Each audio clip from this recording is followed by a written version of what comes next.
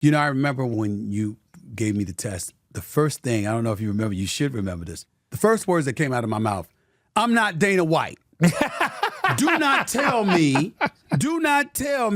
how much time I got left to live. Yes, you told Dana White. I mean, that was, I mean, of all the great things that you've done that has been noted throughout the years, obviously one of the most popular things you ever did was you were the guy that told Dana White, the president of the UFC, he had 10.4 years to live. The first words out of my mouth to you was, if we're going to do this, I do not want to know. I want to have no clue. You very well did say that. I do remember that. You made that very clear. I do not want to know how long I have to live. That's right. I didn't want to know that. I don't want that creeping up on me or what have you. But when you saw me and you saw my blood work and you saw what needed to be done, one of the things that I've been telling people throughout the last year or so, they've watched me, they've seen my transformation. I still got a ways to go. I'm just getting started. I'm not finished. I promise you that. But I lost a lot of fat. I went from 29.6% down to 10.4. I was with you, communicating with you the whole time. Yes. And a bunch of people said, I had people come up to me, man, that Ozempic must be good. I'm like, I didn't take that. You did not take I'm that. doing cardio 6 days a week, weightlifting 5 days a week. I take my supplements and vitamins, but I'm not doing that. Yep. So what did I do? What was it about me that I was able to attack that ultimately got me to this point of your estimation? Well, I mean, the bottom line is you put in the work. And nothing frustrates me more, and it doesn't frustrate me for me. It frustrates me for people like you, people like Dana White, Steve Harvey, when they get on the air like this, and they tell a very vulnerable story. They talk about their blood work and their sugar levels and their insulin resistance. I mean, this is not something that we popularize. Mm-hmm. And then the media and social media, they'll say, oh, I could have done the same thing if I had $1 million. I could have done the same thing if I took anabolic steroids. And they want to take away the actual work that you put in. Right. I will say this emphatically without disclosing your medical record. You are not on steroids. You are not on growth hormone. You did not take Ozempic or Wegovy or semaglutide or tirzepatide, any of those things that these common weight loss drugs. It's not that I don't think that they have a place. Right. You did 3 things.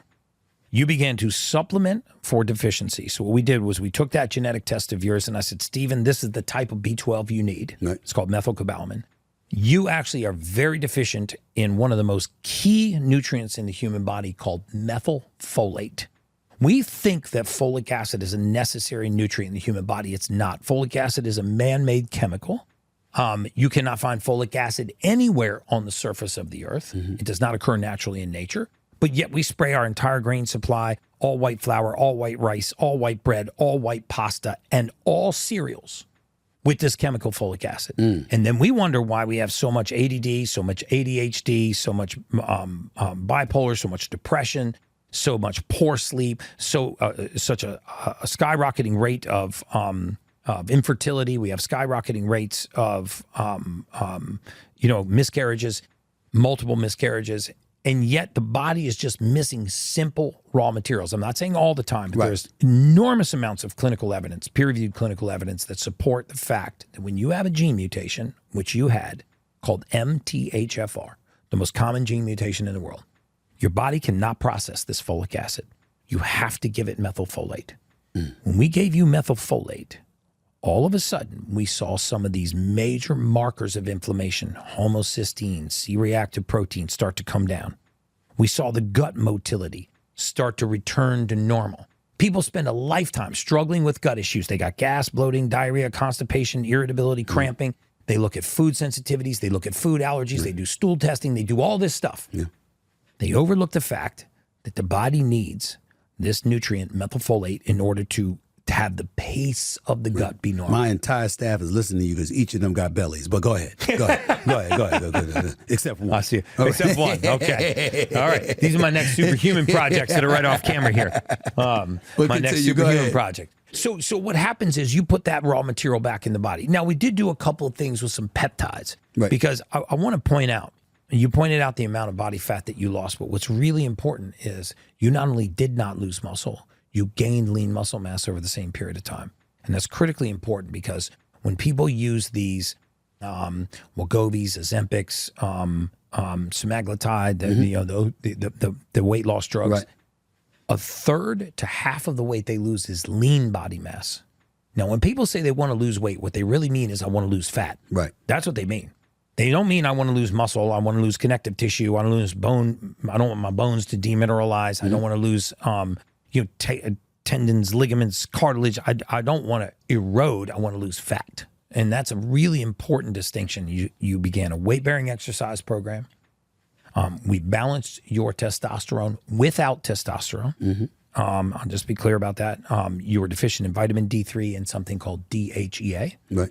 We restored those levels. Your testosterone numbers came back. You did take an amino acid peptide, 44-chain amino acid peptide called sermorelin, which helps rewind your pituitary to a more youthful level of growth hormone secretion, which helped you maintain your muscle mass and build muscle mass. We put you on a very specific multivitamin. That multivitamin was designed for you based on your genetic test. And then you started slowly climbing out the hole. You also made some dietary changes. We started watching the sugars. Paleo, keto diet. I did that. I did cardio. I still do cardio 6 days a week. I live 5 days a week. Yes. That's where the work comes in. The work did not come from anabolic steroids. The work did not come from magic weight loss drugs or pills. The work came from your diet and lifestyle changes. And we supported the human body by giving it the raw material it needed to do its job. It's interesting that you bring all of that up, and I thank you for that. And again, I thank you for all your assistance. I remember Steve Harvey called me and he raved about you. Dana White is the one who introduced me to you. Yeah. And obviously, you know how I feel about him. You know, when the people look at any of them, or the few people that might mention something about me, and if they allude to something like Ozempic or anything like that, to me, it's not an attack against me. It's an attack against you. And you have a lot of people that have so many questions about how legit you are, how real you are, and what does 10X Health and what does the Ultimate Human and the podcast that you have, the Ultimate Human podcast, bring to the table. When you hear these things about yourself, particularly in this day and age, how does that make you feel? I told you before, I'm used to the scrutiny. I don't know if you were. Well, I mean, to be patently honest with you, you've actually helped me a lot with that. You've helped me understand that I've never had this level of media exposure, and you know, I was a mortality expert for large life insurance for 22 years, and I spent my time reading medical records and predicting how soon people were going to die, and I wasn't in service to humanity. I knew that if I were able to pick up the phone and contact these people, I could have made a material change in their life. Let me stop you right there, though. What do you mean you were not in service to humanity? I was in service to myself, man. All I really wanted to do was be wealthy. I love the data. I'm a scientist. You know, my undergraduate degrees are in biology. My postgraduate degrees are in human biology. And I worked for the mortality division, and essentially we would take 10 years of medical records on you and 10 years of demographic data, and we would predict how many more months you had left on Earth.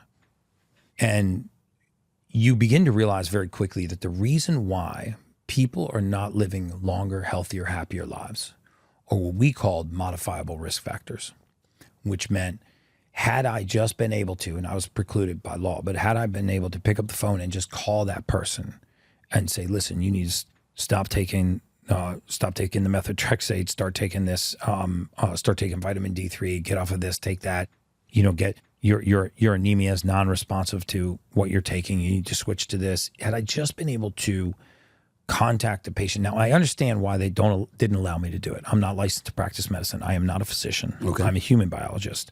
I have an entire team of clinicians that work for 10X Health that are board certified MDs and what have you. But had I been able to contact that patient, on average, I could have added 7 years to their life. And I woke up one day and realized that this was not just data, that there were human beings on the other side of these spreadsheets. How long ago was this? It was 9 years ago. And I made a very conscious effort, a very conscious decision that I was not going to spend another day of my life predicting how soon people were going to die. I was going to spend the balance of my lifetime helping people live healthier, happier, longer lives. Because for 22 years, I had access to one of the most incredible databases that had hundreds of millions of lives in it. And I could see that people were dying because of lifestyle choices and because of nutrient deficiencies, and that disease and pathology wasn't happening to us. It was happening within us. And I saw how people were suffering from anxiety and anxiousness and depression and ADHD and all these things that they chalk up to a consequence of aging, which are not consequence of aging. They're consequence of missing raw material in the body. And I quit my job, and I literally came home one day. It was my girlfriend at the time, became my fiance, is now my wife. And I told her, I said, I quit my job today. And I had a calling, and I said, I want to start a wellness franchise. And but not being licensed to practice medicine, I had to find a physician. I had to find a PA and a nurse practitioner, and I rented out a little place in a strip mall, and I started taking all of the data and information and educating these doctors, and we started treating people, and it just exploded, and it took off. And I never really had the vision of, building $1 billion company or even $100 million company. And I really had the vision of like, making a lot of money or being as big as we are. I just knew that I wanted to be in service to humanity, that I knew that I had a message that people needed to hear. And so I've just gone out and told that message over and over and over again. And, when the content became viral and I started to get some patients or some clients that were well-known, like Dana White and yourself, Steve Harvey, and I was on an episode of the Kardashians and all of this, which is not really what I wanted to be known for. I wanted to educate the masses. Then man, the vitriol came. It's astounding. Like, people will watch hours and hours and hours of my content and find the one gotcha moment, and then they'll just do reels on it and write articles about it. And I make mistakes like everybody else. I'm not infallible. Sometimes I'll read an article and then I'll talk about it on social media, and then I'll get torn apart on social media, and I'll go back and go, you know what? I really shouldn't have said that. I really shouldn't. I should have checked the cited research. I should have looked up the study myself. I should have validated that this was a real clinical study before I put it out in the public domain. So some of it is, I deserve, because I put that information out there. But it's hard to deal with sometimes, because I see when they tear down the people that are putting in the work. It bothers me more that people are attacking Dana White for doing things that he hasn't done. Like, they accuse him of being on anabolic steroids, accuse him of being on all these weight loss drugs, and they accuse him of having cosmetic surgery even. And I happen to know that none of that is true, with you too. Yeah. And so, I take the heat to me personally. But when it comes to, guys like you and the clients that I'm working with, it's like, man, don't take away the guy's hard work, right? I mean, he's waking up every day, he's putting in the work, he's watching what goes into his mouth, he's on a supplement regimen, and I'm happy to tell you what that supplement regimen is. And yes, he spent $150,000 on equipment, but that same equipment you can get for free. I tell people all the time, you can drop $120,000 on a red light bed, or you can expose your skin to sunlight. You can use a hypermax oxygen system for $5,000, or you can learn to do breath work. You can use a PEMF mat in your bed for $5,000, or you can touch the surface of the earth. But aging is the aggressive pursuit of comfort. You see, people pursue comfort so aggressively that they accelerate their aging. We have got to stop telling grandma not to go outside, it's too hot, not to go outside, it's too cold, to just lay down, to just relax, to eat at the very first pang of hunger. This is destroying humanity. The human body responds very positively to stress. If you don't tear a muscle, it doesn't grow. If you don't load a bone, it won't strengthen. If you don't challenge the immune system, it weakens. And atrophy kicks in. You know what you're seeing coming out of this pandemic? You are seeing the consequences of a global weakening of the immune system. Again, I'm not to make I divide audiences in half when I say this, but the worst thing that ever happened to humanity was residential quarantining, masking, and social distancing. You take human beings out of contact with other human beings, the immune system stops defending itself, it weakens. And now all of a sudden you got monkeypox. Did you ever heard of monkeypox? No. 5 years? No. We're on our 8th version of Omicron, right? I think we're at our 6th, 7th booster now. And my point is that I believe a lot more in what God gave us than what man makes us. And we have the ability to defend ourselves as long as we condition the body like that. It's called hormesis. I can tell you this.